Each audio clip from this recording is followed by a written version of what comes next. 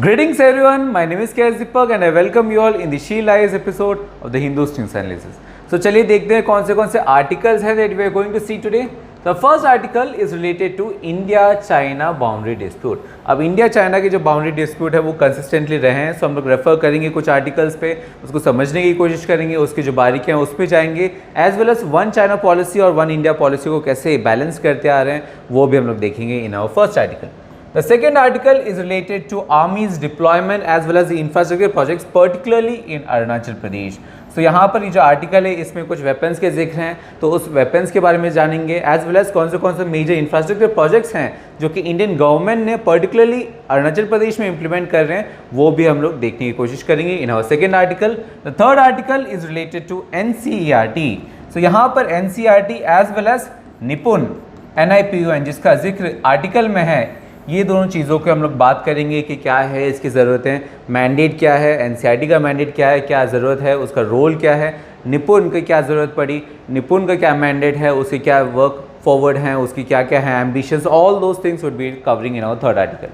The fourth article is related to tuberculosis, TB. So यहाँ पर देखेंगे TB क्या है, TB के कौन से हैं वैक्सीन्स, क्या क्या टाइप्स के TB हो सकते हैं, और एंटी माइक्रोबियल रेसिस्टेंस के कारण TB के कितने इफेक्ट्स हैं, all those things will be seeing in our fourth article. And the fifth article is related to NBFCs, which is quite important from prelims as well as mains. So NBFCs को हम लोग बारीकी से समझेंगे, basic से समझेंगे NBFCs क्या है, उसके क्या क्या टाइप्स होते हैं, क्या क्या फीचर्स हैं, RBI ने क्या क्या इनिशिएटिव्स लिए हैं ओवर द ईयर्स, ऑल्सो इसके क्या क्या इशूज़ हैं, क्या क्या स्ट्रेंग्स हैं, all those things will be seeing in our fifth article. And as usual the last one is on the quiz of the day. So let's start with our first one, that is on India-China boundary dispute. तो जैसे मैंने कहा है, India और China के जो boundary disputes हैं वो कंसिस्टेंटली न्यूज़पेपर में रहे हैं, काफ़ी टाइम से न्यूज़पेपर में आ रहे हैं, और इस वजह से we have already covered it in our 5th अगस्त वीडियो, जहाँ पर जो भी बेसिक्स हैं कि चाइना क्या क्लेम करता है, क्यों क्लेम करता है, किस बेसिस पर क्लेम करता है, और इंडिया कौन सा लाइन को अपना ऑफिशियल टेरिटरी मानता है, all those things we have discuss in the 5th अगस्त वीडियो. इसके साथ साथ हम लोग ने ये भी डिस्कस किया है कि वन चाइना पॉलिसी को कैसे वन इंडिया पॉलिसी से गवर्नमेंट ऑफ इंडिया बैलेंस करना चाहता है. So all those dynamics are discussed in the 5th अगस्त video. So please refer to the video here to have an understanding of this topic. With that, let's move to our next topic, that is on the infrastructure projects and developments which is seen in Arunachal Pradesh. अब यहाँ पर ये समझे कि ये जो article है, article में पर्टिकुलरली एक टर्म यूज़ किया है नॉन एज दी RALP. तो बेसिक से समझेंगे. फर्स्ट ऑफ ऑल समझते हैं कि ये RALP है क्या. So what is this RALP? RALP is an abbreviation of rest of Arunachal Pradesh. तो रेस्ट ऑफ अरुणाचल प्रदेश को मिलिट्री लैंग्वेज में, मिलिट्री पार्लेंस में क्या कहते हैं? RALP कहते हैं. सो यहाँ पर आपको समझना होगा कि अरुणाचल प्रदेश का स्ट्रक्चर क्या है. सो RALP में क्या है? It is the area of Arunachal Pradesh other than the Kameng area. So Kameng area क्या है उसको समझने के लिए आपको अरुणाचल प्रदेश का मैप देखना होगा. यहाँ पर अरुणाचल प्रदेश में हर एक स्टेट की तरह काफ़ी सारे डिस्ट्रिक्ट्स हैं, पर्टिकुलरली 2 डिस्ट्रिक्ट्स हैं जिनका नाम है east Kameng and west Kameng. So east Kameng और वेस्ट कामेंग को जोड़कर ये जो एरिया बनता है उसे हम लोग कहते हैं कामेंग एरिया. और whole of Arunachal Pradesh, Kameng area को छोड़कर जितना भी एरिया है अरुणाचल प्रदेश में उसे हम लोग क्या कहते हैं? Rest of Arunachal Pradesh, abbreviated as RALP in military parlance. With that, ये जो ज़रूरत क्यों पड़ा? Because China is now moving its troops. वो जो troops हैं वो कहीं ना कहीं ला रहे हैं in LAC, particularly in the RALP region. So इस वजह से कहीं ना कहीं जो RALP का जो importance है, significance है, वो बढ़ गया है. और यहाँ पर काफ़ी सारे प्रोजेक्ट्स हैं जो कि गवर्नमेंट ऑफ इंडिया लॉन्च कर रहा है. सो देखते हैं कि कौन से हैं major projects. One of the major projects जो कि अरुणाचल प्रदेश में वो इंप्लीमेंट कर रहे हैं, that is known as the trans Arunachal highway. That is one of the major projects, and this project is of 10,000 crores. 10,000 crores का प्रोजेक्ट है जहां पर अराउंड 2,000 किलोमीटर स्पैन करता है, जहां पर तवांग से लेकर कानूबारी तक वो जो है 2 लेन हाईवेज का कंस्ट्रक्शन करने की बात की जा रही है. And that is a very pivotal role, that is playing a very pivotal role when it comes to the strategic objective of Indian Army. तो इंडियन आर्मी का जो strategic objective है, चाइना का जो ट्रूप्स हैं जिनका जो डेवलपमेंट है, that we are seeing in LAC. यहाँ पर वो पर्टिकुलरली चाइनीज ट्रूप्स जो है वो डेवलप कर रहे हैं, उनकी जो पोस्ट्स हैं वो डेवलप किए जा रहे हैं, इंफ्रास्ट्रक्चर प्रोजेक्ट्स वो डेवलप कर रहे हैं, और इस वजह से इंडियन गवर्नमेंट इज इम्प्लीमेंटिंग. और ये कोई नया प्रोजेक्ट नहीं है, it was envision, it was conceived in year 2008 से ही चलते आ रहा है इसका idea, but as of now also कुछ जो फेजेस हैं, कुछ जो पार्ट्स हैं, that is under production, that is under discussion और implementation as of now.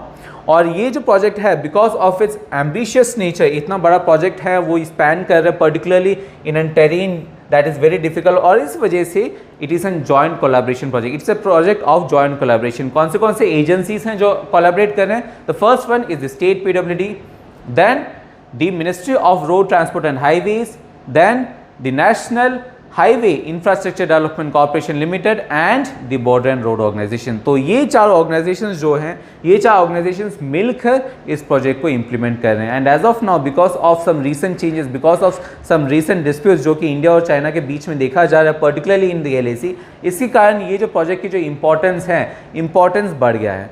But it is not like that कि सिर्फ यही प्रोजेक्ट हैं, this is one of the major projects. इसके अलावा भी काफ़ी सारे प्रोजेक्ट्स हैं।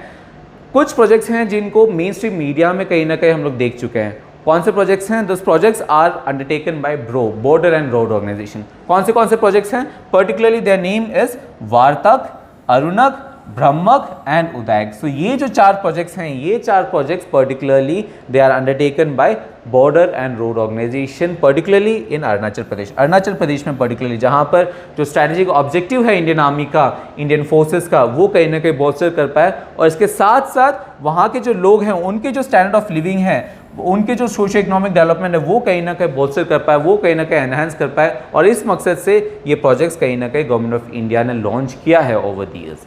With that understanding, now let's move to our next aspect, that is the weapons. अब जैसे मैंने स्टार्टिंग में भी कहा, यहाँ पर काफ़ी सारे वेपन्स हैं जिसका जिक्र आर्टिकल में किया गया है। So the basics of weapons वो आपको समझने होंगे, बट इसके जो स्पेसिफिकेशंस हैं, क्या उसका एम्बिशन है, क्या उसका रेंज है, क्या उसके कैलिबर हैं, that is not something that you should be bothered about. Okay, यहाँ पर आपको जो बेसिक रिक्वायरमेंट्स है कि कहाँ से लिया गया है, क्या ज़रूरत है उसकी, क्या सिग्निफिकेंस है, that is something that you should no.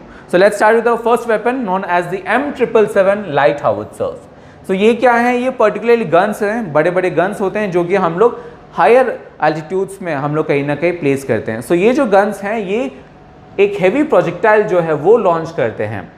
और ये पर्टिकुलर गन्स हम लोग कहाँ से ले रहे हैं हम लोग? This is taken from USA के एक कंपनी है known as the BAE systems, और वहाँ से हम लोग ने खरीदा था this system that is particularly of 155 millimetre cross 39 calibre. अब यहाँ पर जो है ये जो M777 है, they would be deployed in higher altitude में डिप्लॉय किया जा रहा है। और इसका स्पेसिफिकेशन ये है कि दे आर लाइट वेट, वो लाइट वेट गन्स हैं, और ये यूएस की जो मिलिट्री है उन्होंने पहले ही डिप्लॉय कर चुके हैं। It is having tested, it is time tested. ये पहले ही वो Iraq as well as Afghanistan में यूज़ कर चुके हैं। वहाँ के जो माउंटेन्स हैं, वहाँ पे जो टेरेन्स हैं, वहाँ पर वो यूज़ कर चुके हैं। That is why Indian government ने भी ये वेपन्स बाई किए थे फ्रॉम यूएसए। इसका जो स्पेशलिटी है, जैसे मैंने कहा, दे आर लाइट वेपन्स, और इनकी लाइट नेचर होने के कारण they can even be loaded. ये जो वेपन्स हैं, they can be loaded in Chinook, in helicopters like Chinook जैसे हेलीकॉप्टर्स है, उसमें वो आराम से लेकर हायर एल्टीट्यूड में वो पोस्ट डिप्लॉय कर सकते हैं। So with that, now let's see Chinook क्या है। So what is this Chinook? Chinook का जो ऑफिशियल नेम है that is the CH-47 Chinook heavy lift choppers, और ये हैं, आप हेलीकॉप्टर्स कहें या चॉपर्स कहें, यहाँ पर दे आर हैविंग दो rotors, they are having dual rotor, दो रोटर्स हैं इनके पास।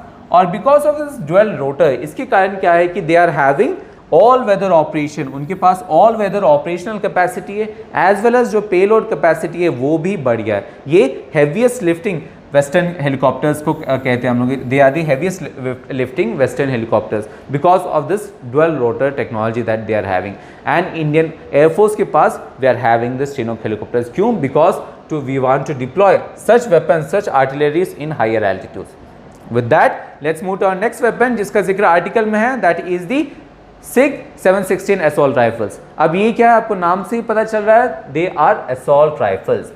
अब इंडियन आर्म फोर्सेस के पास, इंडियन आर्मी के पास पर्टिकुलरली जो कन्वेंशनल वेपन्स है उसे हम लोग कहते थे असॉल्ट राइफल्स, उसे हम लोग कहते हैं इंसास। अब इंसास जो है वो काफ़ी टाइम से रहा है और इसमें काफ़ी सारे इश्यूज़ हैं, ऑपरेशनल इश्यूज़ हैं, और इसको कहीं ना कहीं एनहांस करने के लिए, बोल्स्टर करने के लिए हम लोग ने पर्टिकुलरली क्या ऑर्डर किया है, SIG 716 असॉल्ट राइफल्स, जो कि हम लोग अभी डिप्लॉय करने वाले हैं। अभी जो असॉल्ट राइफल्स है they are also taken from USA से लिया जा रहा था। एंड ये जो प्रोग्राम है जिसके बेसिस पर हम लोग ने इसे प्रोक्योर किया, that is the fast track process. तो ये जो कन्वेंशनल प्रोसेस नहीं है, नॉर्मल प्रोसेस नहीं था, अर्जेंट रिक्वायरमेंट्स को फुलफिल करने के लिए हम लोग ने 6 सोर्सेज जो है वो हम लोग ने यूएसए से लिया है, जो कि अभी आर्म पर्सनल्स जो कि डिप्लॉय हो रहे हैं इन दी LAC रीजन, वहाँ पर उनको दिया जाएगा।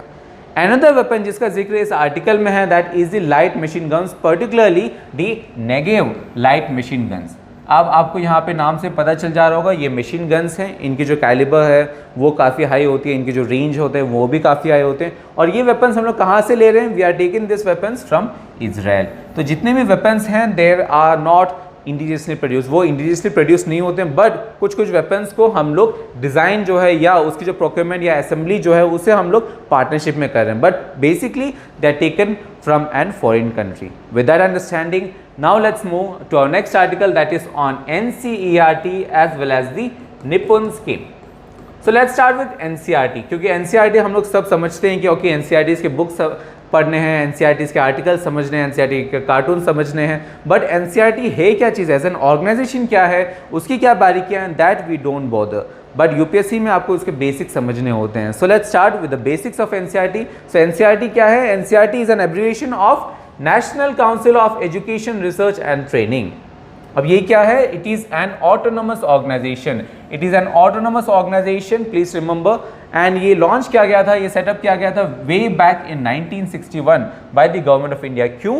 Because they had to advise and assist central government as well as state government, particularly कौन से पॉलिसीज में? Policies of school education. School education को कैसे इंप्रूव किया जाए, उस मकसद से हम लोग ने क्या बनाया? NCERT बनाया। But over the years NCERT का जो मैंडेट है, जो फंक्शंस है, वो डाइवर्सिफाई हुआ है। सो लेट्स सी कि मेजर रोल्स कौन से हैं, मेजर ऑब्जेक्टिव्स क्या हैं NCERT के। So some of them are basics, for example undertaking, promoting and coordinating research in areas of school education as well as preparing and publishing books, जो कि हम लोग ऑफन पढ़ते हैं। देन इसके अलावा they also provide training to the teachers. इसके अलावा जो एजुकेशनल टेक्निक्स हैं एंड प्रैक्टिसेस हैं वो भी उस पर रिसर्च करते हैं, उसे कैसे इंप्रूव किया जाए। Then they also collaborate and network with NGOs हो, स्टेट यूनिवर्सिटीज़ हो, स्टेट के एजुकेशनल डिपार्टमेंट्स हो, उन सब से, जो भी सिविल सोसाइटीज़ हैं उन सब से भी इंटरेक्ट करते हैं, ताकि जो एजुकेशन है वो अच्छी तरीके से वो इंप्रूव कर पाए, उसे एनहांस कर पाए। Along with that, they are the nodal agencies. किसका nodal agencies? To achieve the aim of universalisation of elementary education. So elementary education को यूनिवर्सलाइज करने का जो एम है उसके लिए नोडल एजेंसी कौन है? NCERT। They are also the implementation agency, particularly कोई भी बायलैटरल रिलेशंस होते हैं, बायलैटरली कोई भी प्रोग्राम्स होते हैं, कोई भी MOU साइन किया जाता है, पर्टिकुलरली इन स्कूल एजुकेशन, तो वहाँ पर इम्प्लीमेंटेशन एजेंसी कौन होगा? NCERT। और इसके कारण they also interact and work with international agencies. International agencies और ऑर्गेनाइजेशन के साथ भी वो काम करते हैं, ताकि जो स्टैंडर्ड ऑफ एजुकेशन है वो कहीं ना कहीं उसे एनहांस कर पाए। So that is the aim, role and the mandate of NCERT। With that अब चलते हैं निपुण के ऊपर। What is NIPUN? So NIPUN is an abbreviation of national initiative for proficiency in reading with understanding and numeracy. अब इसको समझते हैं, व्हाट इज दिस? सो ये it has been launched by ministry of education, particularly इसको लॉन्च किया गया, जिसका जो पूरा नाम है दैट इज निपुण भारत स्कीम। और यहाँ पे इम्प्लीमेंटेशन कौन सा डिपार्टमेंट है? Particular department is the department of school of education and literacy. And please remember this is an centrally sponsored scheme. अगर आपको पता होगा कि दो तरीके के स्कीम होते हैं, one is centrally sponsored scheme, another one is the central sector scheme. So centrally sponsored schemes क्या होते हैं, उससे पहले समझने से पहले आप ये समझिए कि सेंट्रल सेक्टर स्कीम्स क्या होता है। सेंट्रल सेक्टर स्कीम्स वो स्कीम्स होते हैं जो कि सिर्फ और सिर्फ सेंटर फंड करते हैं। फॉर एग्जांपल सेंटर का जो रोल होगा that would be 100% in comparison to state के रोल, या स्टेट का जो फंडिंग होगा वो भी काफ़ी कम होगा। जो प्योर फंडिंग होगा that would come from the centre. Whereas centrally sponsored schemes वैसे स्कीम्स होते हैं जहां पर सेंटर और स्टेट जो है वो कोलैबोरेट करते हैं, वो कोऑपरेट करते हैं, बट इवन दो सेंटर का जो रोल है वो प्राइमरी रहेगा, वो जो है वो मेजर रोल रहेगा। फॉर एग्जांपल 60-40 हो सकता है या 70-30 हो सकता है, विच एवर वे, जहां पर जो मेजर स्टेक है, मेजर स्टेक किसके पास रहेगा? सेंटर के पास। So this NIPUN scheme is an centrally sponsored scheme. इसके साथ ये देखते हैं, this initiative NIPUN Bharat scheme has been the part of NEP, national education policy 2020। यहाँ पर जो निपुण स्कीम है उसका मकसद क्या है? द मकसद is to have literacy, numeracy as well as the foundational literacy, particularly in the students of at the end of grade 3. So जो class 3 है, class 3 तक पहुँचने तक बाय द ईयर 2026-2027 तक जो भी बच्चे जो हैं जो कि क्लास 3 तक पहुंचते हैं उनके पास एक फाउंडेशनल लिटरेसी हो और न्यूमरेसी हो. सो दैट इज समथिंग जो कि है aim of this, target of this NIPUN. इसके साथ साथ जैसे मैंने कहा of particularly of grade 3 class 3, that means जो एज ग्रुप जिसे हम लोग टारगेट कर रहे हैं that is the age group of 3 to 9 years. 3 to 9 years का जो टारगेट है, जो एज ग्रुप है, उससे हम लोग कहीं ना कहीं टारगेट कर रहे हैं. और इसके जो गोल्स हैं, ये जो टारगेट जैसे मैंने कहा we have to attain this target by the year 2026-2027. और इसीलिए this target is very ambitious because यहाँ पर जो बात किया गया that is to have every child in the country should attain this foundational literacy and numeracy. और इसके कारण because of its ambitious nature ये जो टारगेट है इसको हम लोग ने सिंप्लीफाई किया है कुछ बेसिक टारगेट जिसे हम लोग क्या कहते हैं, जिसे हम लोग कहते हैं लक्ष्य सूची, लिस्ट ऑफ टारगेट्स. और ये जो लक्ष्य सूची है जहाँ पर बाल वाटिका से लेकर ग्रेड 3 तक जो एज ग्रुप हैं, जो बच्चे हैं particularly in the age group 3 to 9 years, उनमें कहीं ना कहीं जो ये प्रोफिशिएंसी है, प्रोफिशिएंसी को एनहांस करने का बात किया गया अंडर द निपुण Bharat scheme. With that understanding of the scheme, now let's move to our next topic, that is on the tuberculosis anti-TB campaign. अब जो tuberculosis है वो we have already discussed in our 27th August video, जहाँ पर basics है कि TB क्या है, TB के कौन से है वैक्सीन्स, TB कौन सा ऑर्गेनिज्म जो है या कौन सा माइक्रो ऑर्गेनिज्म है जो कि TB कॉज करता है, TB के कौन से टाइप्स है, what is the anti microbial resistance, anti microbial resistance के कारण कौन से हैं ट्यूबरक्लोसिस के इवॉल्व वर्जन्स, उन इवॉल्व वर्जन्स के क्या है डेंजरस, और गवर्नमेंट ऑफ इंडिया ने क्या क्या मेजर्स लिए हैं. So all this things are discussed in the 27th August video in quite detail. So please refer to the video here. With that now let's move to our next aspect that is on the NBFCs, जिसका जिक्र article में किया गया है. सो NBFCs is quite important और इसीलिए मैंने बेसिक से प्रिपेयर किया है this module. So please stay tuned. So let's start with the basics. What is this NBFCs? NBFCs is the abbreviation of non-banking financial companies. अब इसके बारीकियों में जाते हैं, इसके बेसिक से समझते हैं. So NBFCs it is a company है registered under the Companies Act 1956. अब ये न्यूज़ में काफ़ी टाइम से रहा है. One of the basic aspect की इस वजह से ये जो न्यूज़ में रहे हैं, जो हेडलाइंस बना रहे हैं, that is because of the regulatory mechanism जो कि RBI डालता है इसके ऊपर. सो 2021 में इन्होंने एक 4 level regulatory mechanisms particularly launch किया था फॉर NBFCs. अब ये रेगुलेटरी मैकेनिज्म को जानना इंपॉर्टेंट है क्योंकि इससे आप जान पाओगे कि क्यों रेगुलेटरी मैकेनिज्म, उसके क्या इश्यूज हैं, क्या क्या इंपॉर्टेंस है. सो लेट्स स्टार्ट. ये जो NBFCs के जो रेगुलेटरी मैकेनिज्म है दैट जैसे मैंने कहा दे आर 4 स्टेजेस के हैं regulatory mechanisms with having base layer, middle layer, upper layer and top layer, जैसे आप इस डायग्राम में देख पा रहे हो. अब बेस लेयर में वो NBFCs होंगे जिनकी जो एसेट साइज हैं there would be more than 1000 crore. 1000 crore से ज़्यादा जिनका एसेट साइज है, वैसे NBFCs जिनके जो एसेट साइज है वो 1000 करोड़ से ज़्यादा होंगे, उससे हम लोग किस में रखेंगे, बेस लेयर में. अब पहले जाने से पहले ये समझिए कि हम लोग क्यों एक 4 टायर के स्ट्रक्चर जो है रेगुलेटरी मैकेनिज्म ला रहे हैं. It is because of the dangers associated with the systemic spillover effect. Spillover effect. So what is the spillover effect? A spillover effect को समझिए कि for example you are having a country A.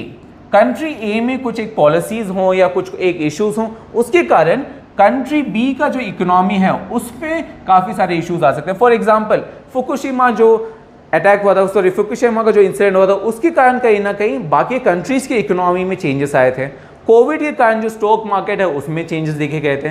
2008 के जो financial crisis है उसमें पूरे दुनिया के जो स्टॉक मार्केट्स है, पूरे दुनिया के जो बैंक्स है, उसमें कहीं ना कहीं स्ट्रेस आ गया था.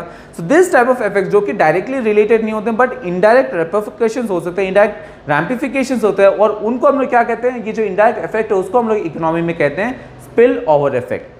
अब क्योंकि NBFCs जिनका जो एसेट साइज है वो काफ़ी ह्यूज होगा, उनके पास मैनेज करने की टेंडेंसी है, उनके पास थ्रेशोल्ड है, और इस कारण उनको जो रेगुलेटरी मैकेनिज्म है उसको हम लोग ज़्यादा स्ट्रेंथन नहीं कर सकते. तो सबसे कम जो रेगुलेटरी मैकेनिज्म है वो उन NBFCs में होंगे जिनको हम लोग किस में रखेंगे, बेस लेयर में. क्यों? क्योंकि जो उनका एसेट साइज है, asset size is very huge, it's more than 1000 crore. अब NBFCs जो एसेट साइज इनसे कम है उसको हम लोग किस में रखेंगे, उसको हम लोग रखेंगे मिडिल लेयर में, जहाँ पे जो रेगुलेटरी रिजिम है वो टफर होगा in comparison to those placed in the base layer.